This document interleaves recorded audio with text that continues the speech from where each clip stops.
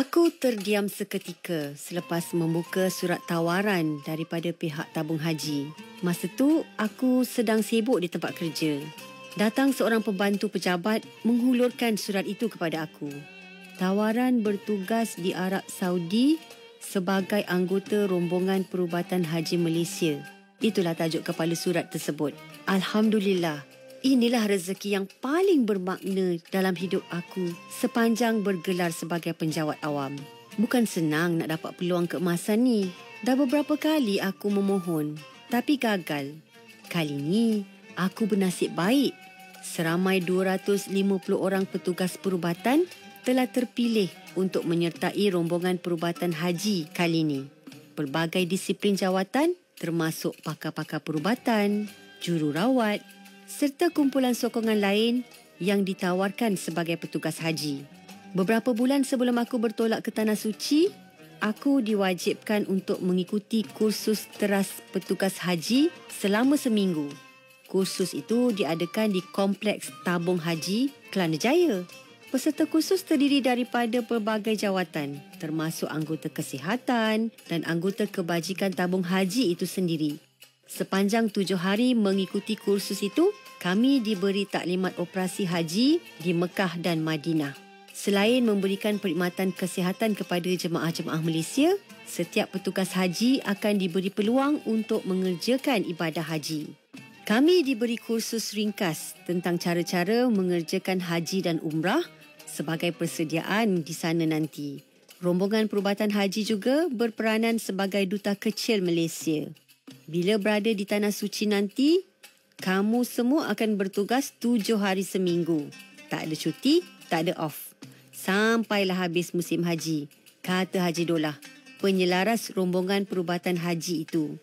Kalau kamu tak berdisiplin, tak ikut arahan, langgar peraturan, kamu akan dihantar balik ke Malaysia dengan penerbangan KT1. Tegasnya lagi. Takut juga aku mendengarnya. Dalam hati aku bertanya, dapat ke aku menggalas tanggungjawab dan amanah yang diberikan untuk berkhidmat kepada jemaah Malaysia yang bakal bergelar haji atau hajah nanti? Rombongan ini jugalah yang akan berkhidmat kepada bakal-bakal haji Malaysia yang pada ketika itu seramai 26,000 orang, iaitu kota yang dibenarkan oleh Kerajaan Arab Saudi. 2 minggu sebelum bertolak ke Tanah Suci, pihak tabung haji telah memaklumkan tarikh penerbangan iaitu pada 1 Disember 2006. Tabung haji juga telah mengkreditkan sebahagian daripada allowance yang akan dibayar kepada petugas haji seminggu sebelum berlepas ke Tanah Suci. Pembayaran itu adalah sebagai duit poket kepada petugas haji untuk berbelanja di Tanah Suci nanti. Aku juga dapat tahu bahawa tiket penerbangan petugas haji untuk kembali ke tanah air nanti memang tak ada tarikhnya. Para petugas haji hanya akan diberitahu pada saat akhir penerbangan mengikut kekosongan tempat duduk. Ini bermakna semua petugas haji perlu bertugas sehingga mereka mendapat tiket penerbangan untuk pulang ke Malaysia.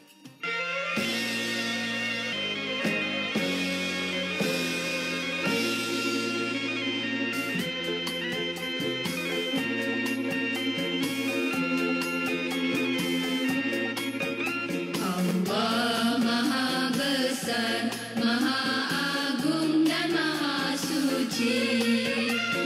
Allah Maha Besar, Maha Agung dan Maha Suci.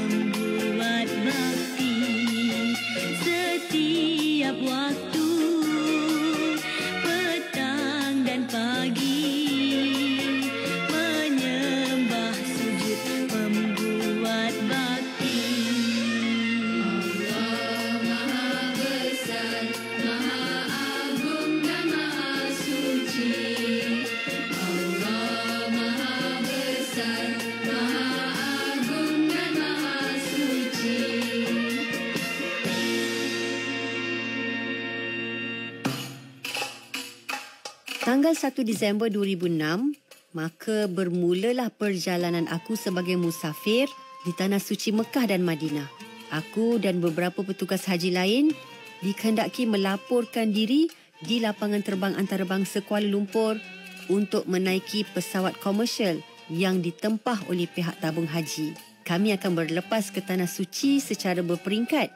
Ada juga petugas haji lain yang diarahkan untuk menaiki pesawat bersama bakal jemaah haji. Perjalanan ke Tanah Suci Mekah mengambil masa lebih kurang 8 jam di dalam pesawat. Inilah kali pertama aku akan menjejakkan kaki di Tanah Haram yang menjadi tumpuan setiap umat Islam di seluruh pelosok dunia bagi menunaikan rukun Islam kelima. Pesawat mas yang aku naiki telah selamat mendarat di lapangan terbang King Abdul Aziz di Jeddah pada pukul 4.30 petang waktu tempatan. Aku dan petugas haji lain telah disambut oleh beberapa petugas yang berada di situ seminggu lebih awal daripada kami.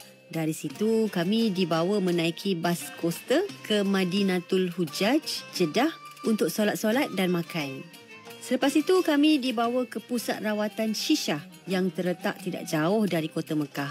Pusat rawatan Shishah merupakan hospital Malaysia yang beroperasi hanya pada musim haji.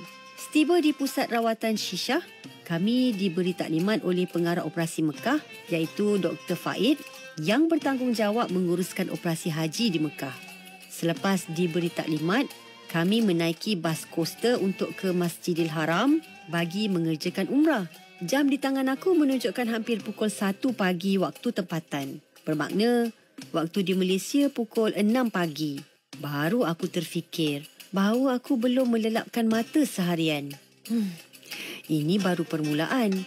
Belum lagi untuk aku mengharungi hari-hari seterusnya. Sewaktu aku melangkah untuk memasuki pintu Masjidil Haram, hati aku sayu dan hiba. Diri ni terasa amat kerdil dengan kebesarannya. Dari jauh, aku tercari-cari di manakah letaknya Kaabah yang menjadi kiblat umat Islam. Bila sampai di depan Kaabah, aku terpegun seketika.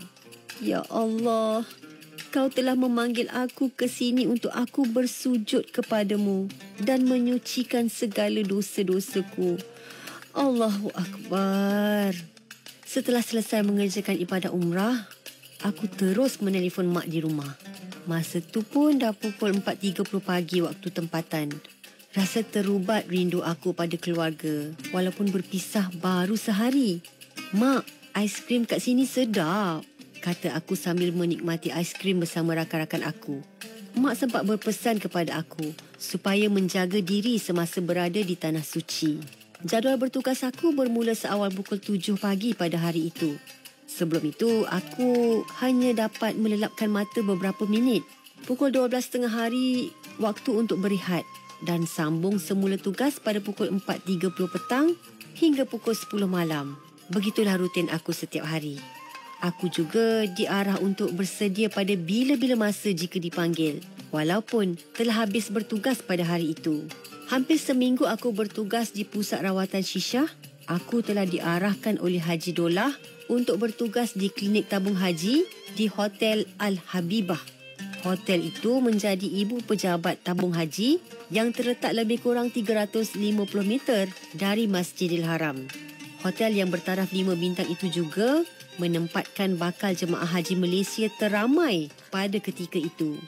Baru sehari aku bertugas di klinik Hotel Al-Habibah, satu kejadian yang tak diduga telah berlaku. Sedang aku enak dibuai mimpi, aku dikejutkan dengan satu panggilan kecemasan dari klinik pada pukul 2.30 pagi. Petugas di klinik meminta aku untuk datang ke klinik dengan segera. Seorang jemaah lelaki yang dikatakan baru turun dari pesawat penerbangan telah lari dari kumpulan jemaahnya. Lelaki itu masih berpakaian ihram ketika dikejar oleh beberapa petugas tabung haji. Akhirnya, lelaki yang telah memanjat sebuah bukit itu berjaya dipujuk dan dihantar ke klinik untuk mendapatkan rawatan. Dari cerita yang aku dengar, beliau dikatakan hendak terjun dari pesawat semasa berada di dalam penerbangan. Lelaki itu memang tak nak naik haji. Tapi setelah dipujuk oleh keluarga, beliau terpaksa akur. Dan inilah kejadian yang berlaku. jika kita tak berniat untuk melakukan sesuatu tanpa kerelaan diri. Walaupun aku dan petugas haji yang lain tidak berpeluang untuk bersolat di Masjidil Haram, setiap kali masuk waktu, kami diberi kelonggaran untuk melakukan tawaf sunat setelah habis waktu bekerja. Selepas pukul 10 malam, aku dan rakan sebilik akan keluar secara berkumpulan untuk melakukan tawaf sunat. Selesai melakukan tawaf sunat dan solat sunat, barulah kami mempunyai sedikit masa untuk mencuci mata sambil membeli beberapa barangan yang dijual di sekitar luar Masjidil Haram. Mata aku yang hampir layu tu kembali segar bila melihat banyak jubah-jubah yang cantik serta pelbagai jenis sejadah untuk dibawa pulang sebagai cenderahati nanti.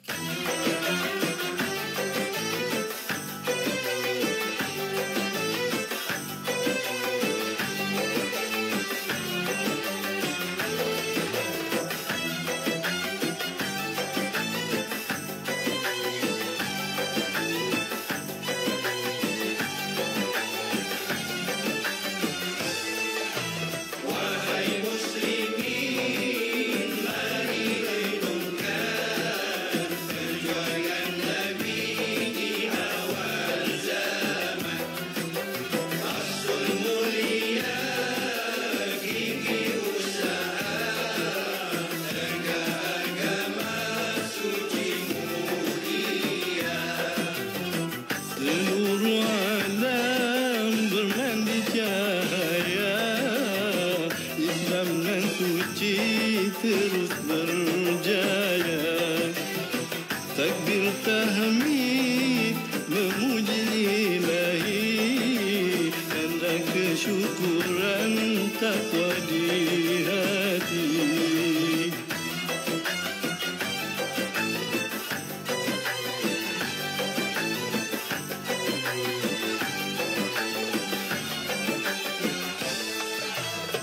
Jangan ragukan segala ajaran Islam nan suci, agama kemajuan.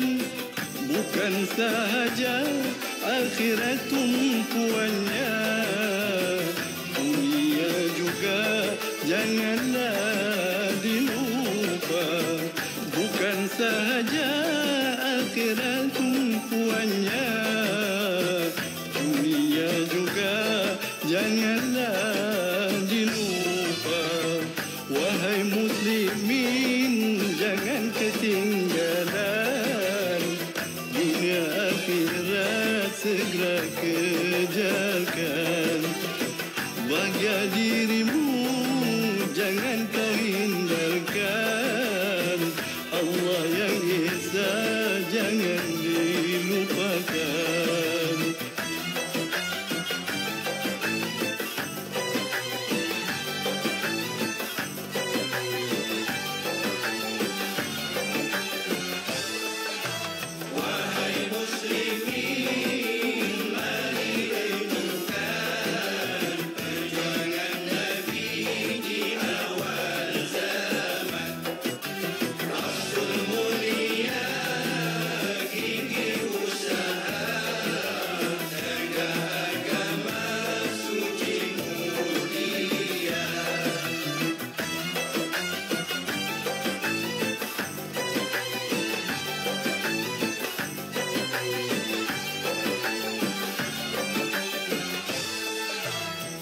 Pesanan Nabi hendaklah dipegangi, patuhilah bersama kitabnya ilahi. Ikhlas dan suci tiada ria di hati, Allah dan Rasul amatlah menyenangi. Ikhlas dan suci tiada ria di hati, Allah dan Rasul amatlah menyenangi.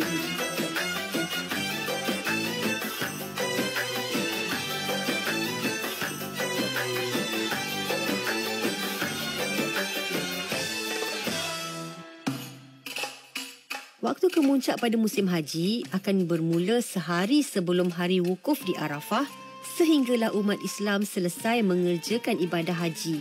Kami para petugas haji merasa sangat bertuah kerana pada tahun itu hari wukuf jatuh pada hari Jumaat. Ini bermakna kami semua akan mendapat haji akbar. Bermula selepas waktu zuhur, semua bakal-bakal haji akan bertolak ke Arafah secara berperingkat dengan menaiki bas yang disediakan. Bagi bakal haji yang mempunyai penyakit kronik dan sedang uzur, mereka akan dikumpulkan oleh petugas perubatan dan petugas kebajikan untuk pergi berasingan. Mereka juga akan diiringi oleh pegawai perubatan yang akan memantau kesihatan mereka sepanjang berada di Arafah dan di Mina nanti. Oleh kerana aku merupakan petugas haji yang pertama kali mengikuti rombongan haji, aku ditugaskan untuk berada di kemah perubatan di Arafah dan di Mina. Semasa berada di Mina, aku telah diarahkan untuk bertugas di bilik gerakan yang terletak di kemah perubatan Malaysia. Aku bertugas setiap 4 jam, bergile-gile dengan rakan sekerja aku, Zarina binti Muhammad Zain. Masa tu jugalah kami diuji dengan pelbagai dugaan, termasuk berdepan dengan kematian beberapa jemaah akibat masalah kesihatan yang serius. Setiap masa dan setiap saat, ada sahaja pesakit yang dibawa masuk ke kemah kami. Kakak tu sakit apa Aku bertanya kepada petugas jururawat yang sedang merawat pesakit. Entahlah. Saudara dia cakap dia meraung dan meracau-racau lepas melontar jamrah, bisik jururawat itu kepada aku. Jemaah wanita itu terpaksa diikat tangan dan kakinya kerana dia tak boleh dikawal. Dia mula meronta-ronta untuk melepaskan diri dari ikatan itu. Doktor memberikan ubat penenang kepadanya bila dia bertindak agresif. Beberapa petugas terpaksa membalut badannya dengan kain pula supaya dia tidak terlepas. Makcik cari apa Tanyaku kepada seorang jemaah warga emas yang sedang menguis-nguis kedua-dua belah tangannya di atas lantai yang beralaskan permaidani. Makcik cari duit. Duit makcik hilang, jawab makcik itu. Aku pun pelik. Sejak dari mula makcik itu sampai ke kemah, dia asyik tercari-cari sesuatu di tempat yang sama. Doktor cakap makcik itu tak sakit, cuma fikirannya sedikit terganggu. Pagi itu hari terakhir kami berada di Mina. Kami akan bertolak balik ke Mekah menjelang tengah hari untuk menyambung tugas di sana pula. Ketika aku dan Zarina sedang menyusun kotak-kotak ubat untuk dibawa menaiki ambulans, tiba-tiba kami dikejutkan dengan kedatangan seorang jemaah yang dibawa oleh petugas perubatan. Jemaah lelaki berumur dalam lingkungan 60-an itu telah mendapat serangan jantung dengan tiba-tiba. Dia diusung masuk ke kemah dalam keadaan tidak sedarkan diri. Kami semua tak menyangka masih ada lagi jemaah yang berada di kawasan itu. Sepatutnya, semua jemaah telah kembali semula ke hotel untuk melakukan tawaf haji. Sementara Haji Dolah mengarahkan kami menyelongkar semula ubat-ubatan dan alat perubatan di dalam kotak-kotak tadi, pesakit itu terus diberikan rawatan kecemasan. Kami terpaksa membuka satu persatu kotak-kotak itu untuk mengeluarkan ubat-ubatan dan alat bantuan pernafasan. Alhamdulillah, setelah pesakit itu berada di dalam keadaan stabil, dia telah dirujuk ke Hospital Arab Saudi. Kami semua bersyukur kerana dapat menyelamatkan satu nyawa walaupun dalam keadaan serba kekurangan peralatan perubatan. Masing-masing tersenyum sesama sendiri bila melihat segala ubat-ubatan dan alat perubatan serta kotak-kotak bersepah di sana sini. Macam tongkang pecah, kata Haji Dolah. Kami memasukkan semula ubat-ubatan dan peralatan perubatan ke dalam kotak seperti sebelumnya. Setelah selesai mengerjakan tawaf, sa'i dan bercukur, kami kembali bertugas di klinik. Kali ini, pesakit yang datang ke klinik bertambah 3 kali ganda selepas wukuf. Ramai yang jatuh sakit semasa berada di Arafah dan Mina. Mereka mengalami gejala seperti demam, batuk dan sakit tekak. Masa tu, musim sejuk sedang melanda di kota suci Mekah dan Madinah. Beberapa hari sebelum pulang ke Malaysia, aku telah diarah untuk bertugas di klinik tabung haji di Madinah pula. Aku ditempatkan di Hotel Aladdin yang juga merupakan ibu pejabat tabung haji di Madinah. Semasa aku bertugas di situ, aku telah mendapat tiket penerbangan untuk pulang ke tanah air. Alhamdulillah. Selama 60 hari aku berada di tanah suci Mekah dan Madinah, penat serta lelah telah sebati di jiwa ni. Aku bangga dapat melaksanakan tanggungjawab sebagai petugas haji, walaupun terpaksa menempuh pelbagai rintangan dan dugaan. Selang beberapa bulan, aku telah menerima satu lagi surat tawaran oleh pihak tabung haji. Tawaran bertugas di Arab Saudi sebagai anggota rombongan perubatan haji Malaysia dalam kurungan berpengalaman. Alhamdulillah, rezeki tak pernah salah alamat. Labbaik Allahumma labbaik, labbaik la syarika lak labbaik, innal hamda wan ni'mata lak wal mulk la syarika lak.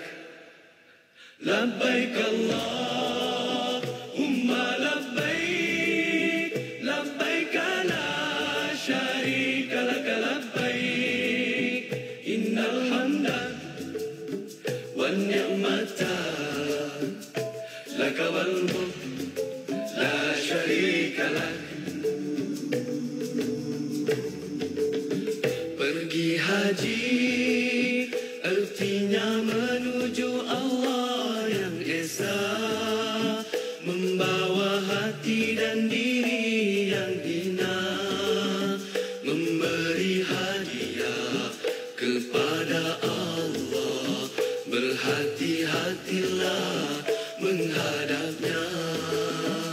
Setiap hamba pergi haji dengan segala yang baik, hati yang baik, akhlak yang baik, harta yang halal, hati yang bersih, niat yang suci, amal mulia.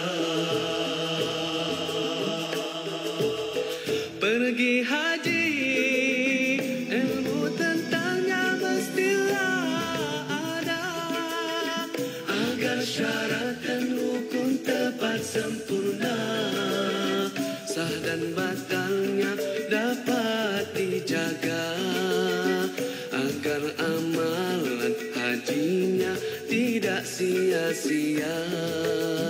Tata tertib dan akhlak kenalah jaga, buatlah dengan tenang serta tawadu, sabar dan tolak ansur mestilah ada. Jangan berkasar merempuh manusia. Labbaik Allahumma labbaik, labbaik la syarika lak labbaik, innal hamda wan ni'mata lak wal mulk la syarika lak. Setiap hamba pergi haji dengan segala yang baik, hati yang baik, akhlak yang baik, harta yang halal, hati yang bersih, niat yang suci, amal mulia. Tanah haram, jagalah pantang larangnya. Pergi haji bukannya masa untuk membeli belah. Beringatlah, betulkanlah niat kita. Moga-moga haji kita diterima. Jagalah pantang larangnya yang boleh rosakkan haji. Jauhkan maksiat dan yang sia-sia.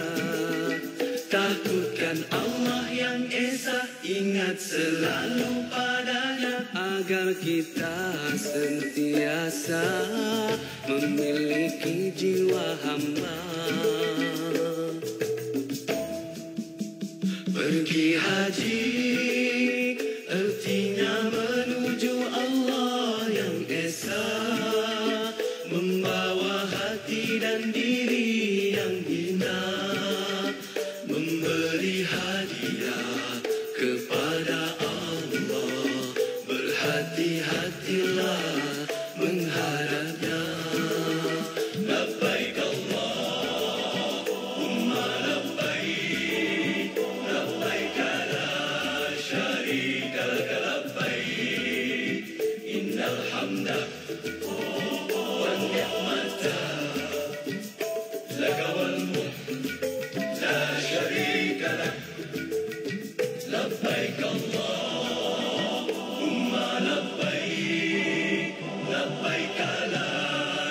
شريك لك لبيك إن الحمد والنعمة لك والملك لا شريك لك